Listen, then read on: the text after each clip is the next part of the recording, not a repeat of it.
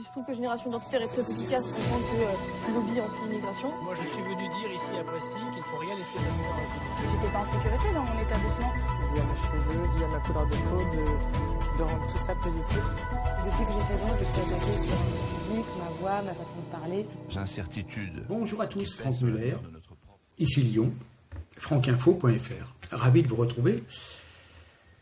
Ravi de vos messages, de vos commentaires. Ravi aussi des inscriptions à ma page web, francinfo.fr.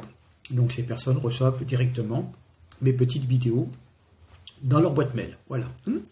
Donc je vous incite fortement à vous inscrire et laisser votre adresse mail. Bien. Je vais aborder 4 sujets principaux. L'équipe de France de foot, le professeur Fourtillan et l'école primaire de Marseille qui va être débaptisée. Mais je vais commencer par une actualité d'il y a 2-3 jours. En complément de la manifestation des policiers, je vais parler de Jean-Paul, le policier, qui a eu le crâne ouvert par un jet de projectile. Donc dans la nuit du 13 au 14 mai, Jean-Paul s'était déplacé avec un équipage du commissariat de Saint-Chamond pour un tapage nocturne. Il semblerait que, d'après des choses que j'ai lues, mais des choses moins officielles, que ces jeunes fêtaient l'Aïd en fin de compte. Et oui. Et sur place, la situation a dégénéré. Donc un groupe composé d'une quinzaine de perturbateurs leur avait lancé des projectiles, notamment des bouteilles, des morceaux de parpaing, des canettes en alu. Et les fonctionnaires, eux, ont riposté en utilisant des grenades lacrymogènes. Alors, ce brigadier chef avait ensuite tenté de rejoindre son véhicule pour se mettre à l'abri, mais il avait reçu un projectile au niveau de la pommette droite, provoquant une perte de connaissance. Ses collègues, qui allaient amorcer un repli, l'ont trouvé inerte, allongé au sol, souffrant d'un hématome sous-dural. Le policier a été transféré à l'hôpital Nord de Saint-Étienne. Il avait subi dans la nuit une intervention au service de neurologique du CHU de Saint-Étienne. Voilà, précisaient les services des syndicats. Voilà. Donc, il y a eu une vidéo diffusée mercredi sur le compte Twitter, soutien aux forces de l'ordre, avec des images un petit peu spécifiques. Donc, je vous mets un extrait. On voit qu'il est complètement ouvert, il y a des agrafes tout le long.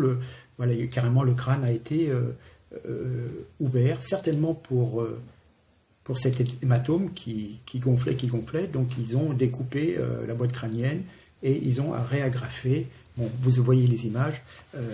Voilà. Voilà. Alors donc, il le dit dans la vidéo, à la suite d'une intervention banale, j'ai pris un projectile sur la tête, je vous fais voir le résultat. Ce n'est pas très joli, mais j'ai la chance d'avoir été pris en charge par une équipe soignante formidable qui a fait du bon travail. Je devrais normalement m'en sortir sans trop de séquelles. Mais bon, c'est impressionnant les blessures. Voilà. Alors, dans cette vidéo de près d'1 minute 30,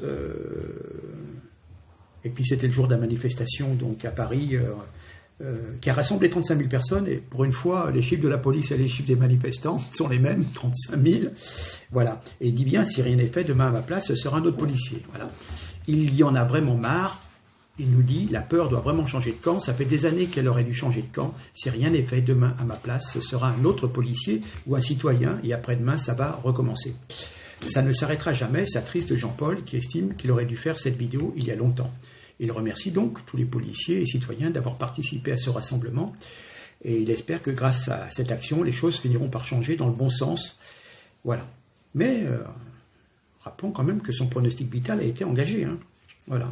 Une enquête pour violence sur personne dépositaire de l'autorité publique a été ouverte, mais aucune arrestation n'a été effectuée. Voilà. L'auteur du tir qui a blessé le fonctionnaire de police risque quand même 10 ans de prison, a rappelé le procureur adjoint de la République. Voilà. Alors, je reviens sur cette manifestation. On a vu beaucoup de personnes. Bien sûr, soutien sans faille à nos policiers venus manifester leur peine et leur colère.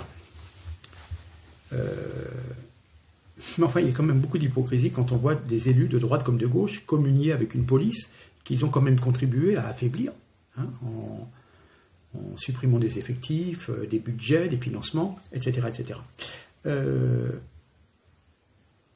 Il faut qu'il y ait un sursaut pour la sécurité. Il est réclamé depuis tant d'années et c'est plus que jamais nécessaire pour éviter un prochain chaos et c'est normal. Hein. Ceci pour protéger les défenseurs de la République et l'ensemble de la population. Sans oublier, bien entendu, on me l'a fait remarquer, que certains policiers ont eu la main très lourde lorsqu'il y a eu notamment les opérations Gilets jaunes. Hein. On est d'accord, hein, on n'oublie pas certaines bavures et que voilà, hein, il y a des débordements qui sont à rappeler. Hein. De toute façon, toutes les semaines, il y a des conseils de discipline où certains policiers ont des mises à pied et des espèces de punitions, quoi. Il faut le savoir.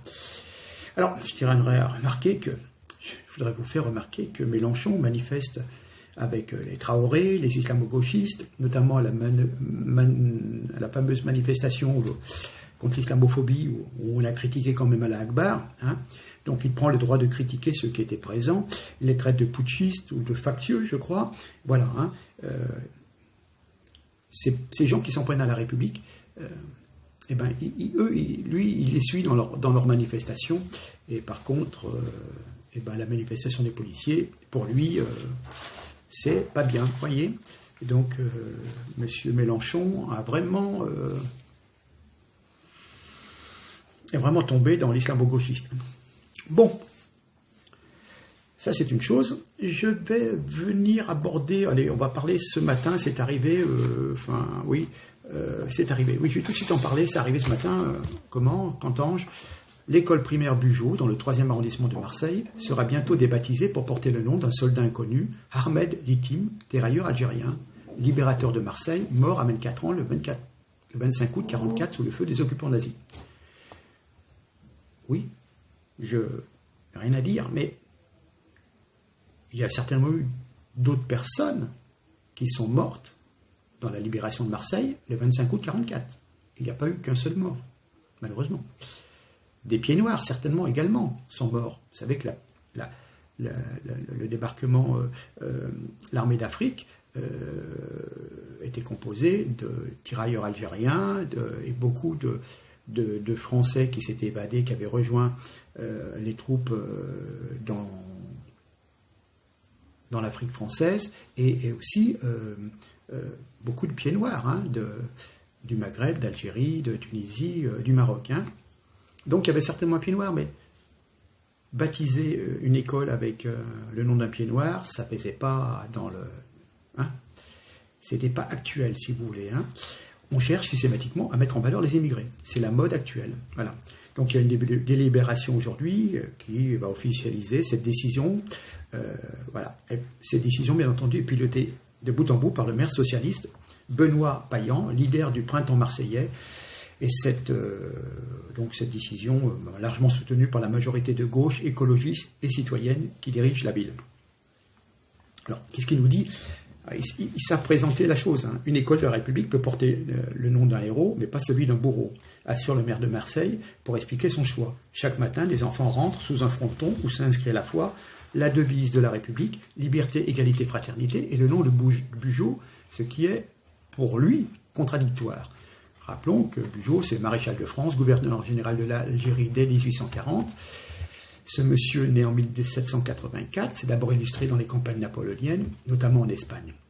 Alors en Espagne, vous voyez effectivement, c'était assez atroce les batailles, les bagarres, hein, parce que c'était une population un peu civile qui s'en prenait aux militaires. C'était pas armée contre armée, vous voyez, c'était très. C'était une horreur. Hein. De toute façon, je veux dire, soit vous êtes cruel, soit c'est vous qui êtes tué, hein, parce que quand les gens vous sautent dessus, sont sur des arbres et vous êtes en train de passer dans un chemin, dans une clairière, et vous avez des gens qui vous tombent dessus avec des couteaux, etc., prêts à vous égorger, et c'est vous qui êtes plus cruel et qui les tuez, sinon vous y laissez votre peau. Alors, qui a été le plus cruel ? Ben oui, celui qui s'en est sorti. Enfin bref, l'épisode, la campagne espagnole de Napoléon, oui, ça a été très hard, hein, très hard. Mais il reste aussi dans l'histoire comme l'officier qui a soumis l'Algérie et forcé l'émir Abdelkader à déposer les armes en 1847. Oui, d'accord. Et donc, effectivement, pareil, bien entendu, quand vous êtes envoyé on vous donne l'ordre d'aller occuper, d'aller envahir et de gagner ce territoire. Hein. Donc, vous n'avez pas le choix. Hein. Vous n'avez pas le choix. Hein. Vous êtes un soldat, vous devez aller occuper, tuer, montrer très cruel. Alors, il y a des histoires de personnes qui s'étaient réfugiées dans des grottes, qui ont été enfumées, etc. Donc, évidemment, des milliers de civils aussi. Hein. Mais ça, je veux dire...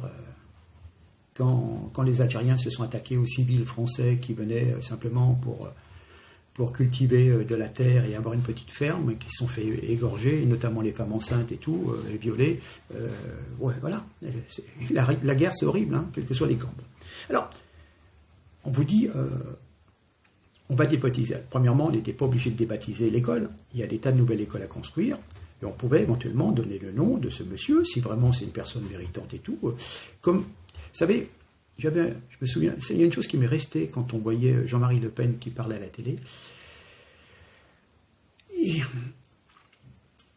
Il n'a pas été raciste quand il disait « on est français par le sang versé ». Donc ce monsieur, il était originaire d'Algérie, tirailleur algérien, il a versé son sang. Je ne vois pas, je ne m'y oppose pas, si vous voulez, pour le symbole, si ça peut donner une autre image. Débaptiser une école, on en construit plein d'autres, et quand c'est dans un quartier un petit peu défavorisé, où il y a une forte densité de population migrée, on peut très bien dire, vous voyez, l'école s'appelle comme ça, et c'est quelqu'un qui a donné sa vie pour la France, et voilà.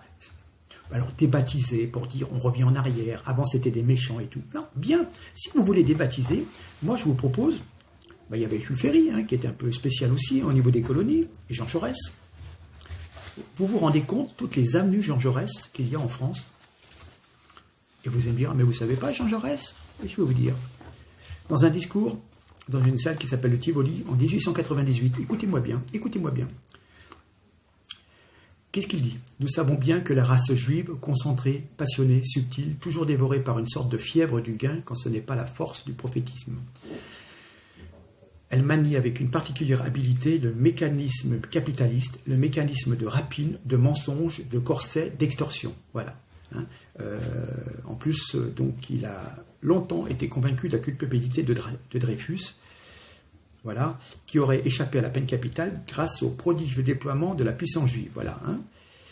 D'ailleurs, Jean Jaurès dénonçait à la tribune de la Chambre la bande cosmopolite. Voilà. Hein. D'ailleurs, il sera sanctionné pour ses propos, en parlant des Juifs. Voilà. Donc, mais il faut comprendre, Jean Jaurès, Jules Ferry, ce sont des icônes de la gauche. Les créateurs, la République, machin, la Troisième République et tout. Donc, ils ne peuvent pas débaptiser. Un militaire, c'est pas pareil. Un militaire, il doit être de droite, et puis bon, ça fait facho, ça fait... Voilà. Donc, là, on en fait tout un plat. Hein. Oui, la lecture, puis de toute façon, on ne peut pas revenir en arrière, je l'ai déjà dit, quand c'est des guerres, quand c'est des cocottes coloniales, on ne peut pas dire, ah oui, mais le mec, il est militaire, on l'envoie pour tuer, pour prendre un pays, pas pour faire du tricot. C'est comme ça, je veux dire... C'est comme ça. Bref, bon, on va toujours rester sur les colonies. On va parler de Benzema. Oui, rappelez-vous que Benzema a dit mon pays, c'est l'Algérie. Hein. D'accord. Bon. Non, mais on va arrêter. Allez, stop à l'islamophobie, à la négrophobie, à la xénophobie. On a une équipe nationale racisée menée par une islamo-racaille algérienne au son d'un hymne écrit par un rappeur zaïrois anti-France. Voilà, hein. Mais soyez tolérants quand même, soyez tolérants. Hein. Donc, je vais revenir sur Benzema, mais la Fédération française a validé la chanson d'un certain Youssouf Farah, qui est un rappeur qui insulte et menace de mort Zemmour ou Marine Le Pen. Hein. On touche le fond pour satisfaire, en fin de compte, les amateurs, enfin certains amateurs de foot, les banlieues et la racaille. Hein. Youssoufa est quelqu'un qui, dans ses chansons, a des paroles virulentes, il appelle donc à des menaces de mort contre Éric Zemmour, ou tient des propos extrêmement virulents contre Marine Le Pen. Voilà, hein, et donc il a fait sa chanson « Écris mon nom en bleu ». Voilà, hein. Donc ça a été dévoilé mercredi dernier sur Twitter, le nouvel hymne des Bleus pour le championnat d'Europe, c'est un rap. Voilà, hein. Alors, ce monsieur, quand même, dans une de ses chansons, disait, écoutez bien, hein, Youssoufa, hein, « Je mélange mes fantasmes et mes peines, comme dans ce rêve où ma semence de nègre fout en cloque cette chienne de Marine Le Pen. » Vous voyez, c'est un grand poète, voilà. Bon, alors pour revenir à Benzema. Rappelons que c'est un personnage un petit peu sulfureux. Mis en examen en novembre 2015, il va bientôt comparaître au tribunal du 20 au 22 octobre pour sa complicité de tentative de chantage sur l'affaire de la sextape de Mathieu Valbuena. Donc voilà. Faut le savoir. Alors, tu préfères l'Algérie. Enfin bon, vous savez, quand on voit les footballeurs qui embrassent leur maillot, quand ils ont marqué un but et tout, c'est quand même un honneur de porter le maillot d'une équipe nationale, quoi. Voilà, alors si vous portez le maillot d'une équipe nationale, mais qu'en fin de compte, vous détestez la France et que vous préférez l'Algérie, vous voyez, ça passe pas. Enfin, bon. Mais bon, alors donc, on revient sur ce rap. Donc c'est ça la musique censée représenter la France, mais c'est très laid. C'est vraiment très laid. D'ailleurs, il avait dit dans une parole sur Zemmour, à force de juger nos gueules, les gens le savent, qu'à la télé, souvent, les chroniqueurs diabolisent les banlieusards. Chaque fois que ça pète, on dit que c'est nous. Je mets un billet sur la tête de celui qui fera taire ce con d'Éric Zemmour. Donc, vous voyez, c'est quelqu'un qui est toujours dans la poésie. Voilà. Condamné en première instance, Youssoufa avait finalement gagné en appel le procès que Zemmour lui avait intenté au motif de la licence artistique. Le rapport avait plaidé qu'il avait éprouvé de faire taire Zemmour par la discussion, si vous appelez ça la discussion, voilà. Donc, voilà, et donc, c'est à ce gars qu'on a confié le soin de réaliser la chanson des Bleus. Quel talent, quel talent. Donc, en conclusion, si j'ai bien compris, pour le prochain mondial, on aura une majorité de joueurs racisés musulmans, avec donc évidemment Benzema, et un hymne à la gloire de la diversité, qu'un rappeur zaïrois. Et puis en plus, on aura même aussi une Coupe du Monde au Qatar. Franchement, tout ça, c'est pour faire plaisir à la banlieue. C'est la victoire de la diversité de l'islam sur l'affreuse xénophobie franchouillarde et ses idées nauséabondes à base de laïcité, d'identité, d'histoire non inclusive, d'esclavagisme, de colonialisme. Voilà. Je suis certain que Macron et son idéologie à gerber bien sûr, sont pour quelque chose dans le retour de Benzema. Je pense qu'il y a peut-être eu des instructions. Voilà. Mon quatrième sujet, on va tourner un petit peu autour du Covid, j'aurai peut-être l'occasion d'y revenir prochainement. Le professeur Fourtillan fait si peur à l'État français qu'ils viennent de l'interner. Voilà. On apprenait il y a une semaine, franchement, il est dangereux ce monsieur, plus dangereux que l'assassin de Sarah Halimi. Il dénonce la vaccination obligatoire de 800 000 bébés par an avec un taux d'aluminium qui serait 17 fois trop élevé. Bon.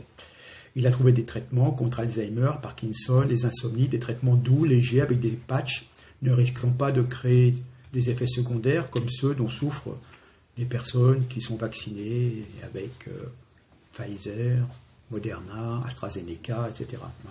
Il y a un site d'ailleurs qui s'appelle Maluval qui présente ces patchs et l'association. Voilà. Donc, je tenais quand même, vous rendez compte quand même, un pharmacien qui cherche, qui soigne, et hop, on a gelé ses comptes bancaires, on lui a pris ses ordinateurs, on l'a accusé d'exercice illégal de la médecine et de la pharmacie. Voilà.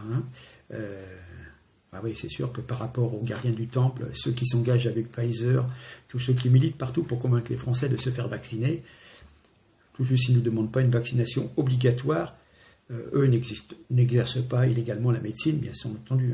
Et ce monsieur, le professeur Fourtillan, ne s'est pas rendu à une convocation de la gendarmerie, et hop, vous savez quoi?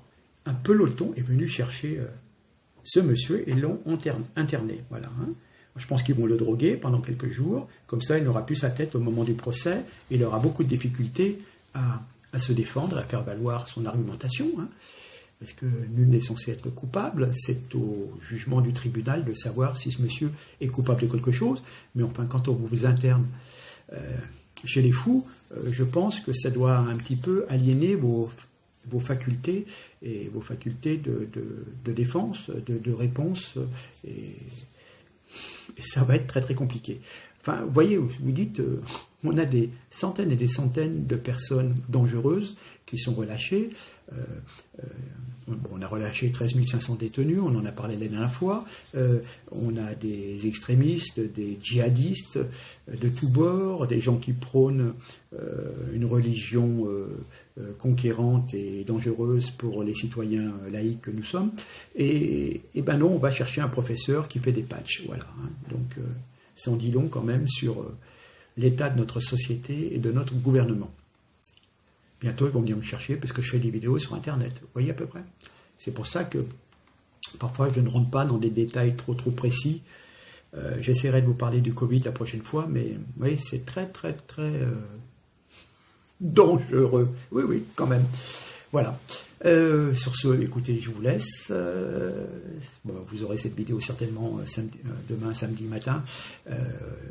Je vous souhaite de passer un bon week-end. Je suis à votre disposition. Je vous en prie, inscrivez-vous sur le site francinfo.fr. Vous avez le lien en dessous. Et puis, évidemment, je profite de VK et de YouTube pour passer cette vidéo. Mais je vous dis, bientôt, je n'aurai plus qu'une annonce d'une trentaine de secondes. Et puis, vous cliquerez sur le lien et ça ira directement sur mon site. Comme ça, si j'ai le malheur de parler du Covid, YouTube ne pourra pas me supprimer cette vidéo car elle ne sera pas hébergée sur son site. Voilà. Qu'est-ce qu'il ne faut pas faire, hein. Franchement, on se complique la vie, hein, tout ça, parce que nous sommes en pleine liberté d'expression. Voilà. Vous savez tout, en tous les cas, je vous remercie. Je salue les personnes qui m'écrivent de très loin. Alors, j'ai une dame qui m'écrit d'Australie, et je crois, elle peut me réécrire. Il y a une autre dame, quelqu'un d'autre, je ne sais plus, une dame ou un monsieur, mais je reçois tellement de messages, je ne l'ai pas sauvegardé. Je crois sous réserve que quelqu'un m'a écrit du Tibet. J'en suis pas sûr. Tibet ou quelque chose qui ressemble. Qu'elle me réécrive, parce que je voudrais vraiment lui envoyer un petit message personnel. Et puis je sais que Saint-Martin, le Québec, l'Amérique du Sud et bien d'autres pays, j'ai des gens qui me suivent, qui trouvent un plaisir à visionner mes vidéos. Et bien écoutez, tant mieux si je peux vous apporter quelques éléments d'information surtout. Voilà. Bon, écoutez, on va se quitter, hein? D'accord? Je vous demande de partager un maximum. Et puis, je vous dis à très bientôt, certainement lundi, mardi prochain. En attendant, passez un bon week-end. Merci. Donc, comme d'habitude, je vous salue, je vous embrasse et je vous dis donc à la prochaine fois. Passez un week-end. Merci. Au revoir.